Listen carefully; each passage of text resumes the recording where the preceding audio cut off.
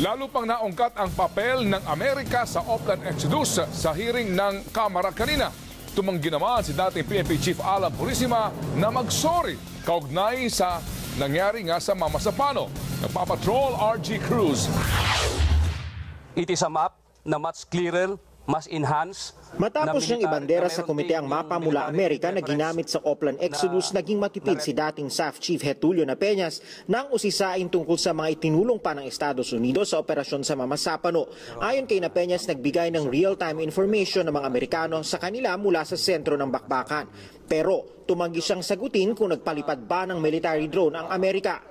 Hindi ko alam kung nakikita rin yung sa ibang location, pero nakikita yung general area na 84th SAC at saka yung nalalapit na lugar pa sa kanila. Mataas yung field of view, makikita pa rin yung nasa paligid niya, pero nakatutok po ito doon sa 84th SAC. So yung field of view nitong drone na ito ay talagang sakop ang buong Mama Sapano. Your Honor, may request na kung sana sagutin ko na lang yung mga specifics na tanong doon sa executive session. A transgression Wala of namang sovereignty and nakikitang mali si independence. Justice Secretary Laila De Lima sa papel ng Amerika. Kung titingnan ho natin yung mga lumabas ng mga impormasyon about the possible role or involvement of the U.S., I think it may be readily apparent that the presence of any U.S. personnel, whether military or civilian law enforcement agents, does not per se means any transgression of the above-mentioned legal parameters. So long as the government, I submit, Your Honors, exercised absolute control over the operations and its extension activities, as indeed it has.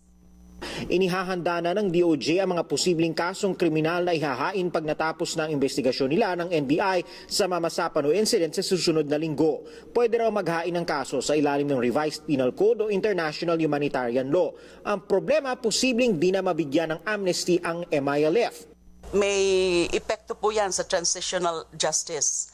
Kung meron hong na madidetermine po na elements of the MILF na responsible for violations of IHL under the UN guidance notes po, hindi ho sila magkwa-qualify sa mga usapin ng amnesty. Pero muling nanindigan si De Lima, walang pananagutan si Pangulong Aquino bilang Commander-in-Chief. May immunity pa siya bilang Pangulo. Nanindigan rin si PNP OIC Leonardo Espina, maaaring kasuhan ng grave misconduct ang mga lumabag sa utos ng Pangulo na mag-coordinate ang PNP SAF sa AFP. Tumanggi naman si dating PNP Chief Alan Purisima na mag-sorry kay Pangulo Aquino at sa publiko dahil sa papel niya sa Mama Sapano. We have talked to it privately, and with regard to your assumption that I will be taking the glory if the operation was successful.